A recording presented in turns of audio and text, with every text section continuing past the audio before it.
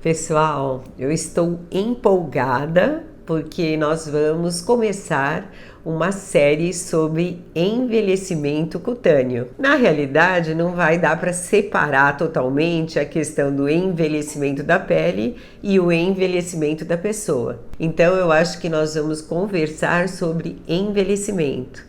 Existem muitas coisas interessantes, as perspectivas têm mudado bastante. Só para vocês terem uma ideia, hoje já se fala com muito mais frequência que o envelhecimento seria uma doença, entre aspas. O que? Envelhecimento ser uma doença? Que ideia estranha. Mas a história seria assim, nós seríamos um organismo, né? Que se a gente for comparar assim, mal comparando, mas com uma máquina, a gente vai tendo um desgaste, né? Logicamente, sempre ordenado pela orquestra da nossa genética. Mas essa máquina vai se desgastando e alguns defeitos que vão ocorrendo podem ser piores que os outros. E aí você começa a piorar num certo sentido. Então, se você consertar um pouquinho ou tiver maneiras de consertar, você daí de repente melhora de novo.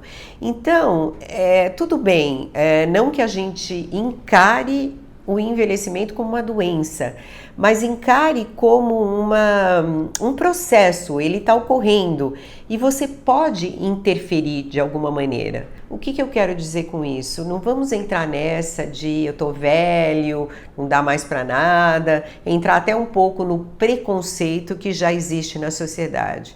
Vamos reagir. A gente pode ter muitas vidas e uma das vidas melhores que você pode ter talvez estejam depois dos 70. E a perspectiva de vida, até por causa de tecnologia e outras questões, também tem aumentado bastante. Mas é lógico que nesse sentido é bom que você tenha qualidade. Então a ideia é conversar um pouco sobre isso, ver que isso é muito mais amplo do que a gente imagina, né? Então vamos encarar que a gente vai ter um certo comando sobre esse nosso envelhecimento, até por acaso, né? Não é por acaso, aliás não é nada por acaso.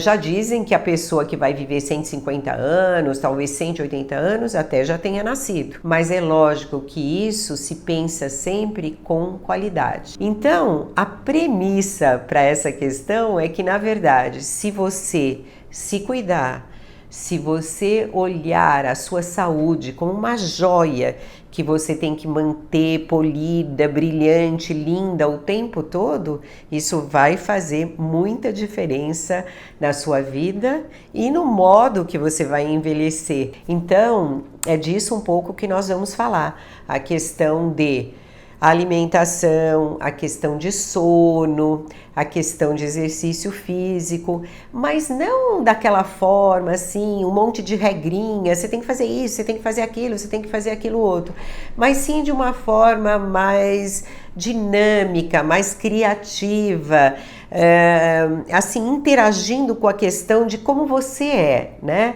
Então você é assim, você consegue fazer jejum, então você vai comer de 24 a 24 horas, ótimo, você vai ter vários ganhos por causa disso, mas você não consegue, então vamos escolher outras maneiras, mas de qualquer forma pensando sempre na qualidade e na individualidade, porque isso você nunca pode esquecer, você é único. Então falando um pouquinho de pele para encerrar esse módulo, a pele, por sinal, é o único órgão que tem 2 envelhecimentos. Então, um é por aquela questão da idade, da cronologia, né? Enfim, talvez como a gente está tentando desmistificar, já estivesse determinado. E a outra é que a pele envelhece principalmente e muito mais pelos danos que ela sofre do meio exterior.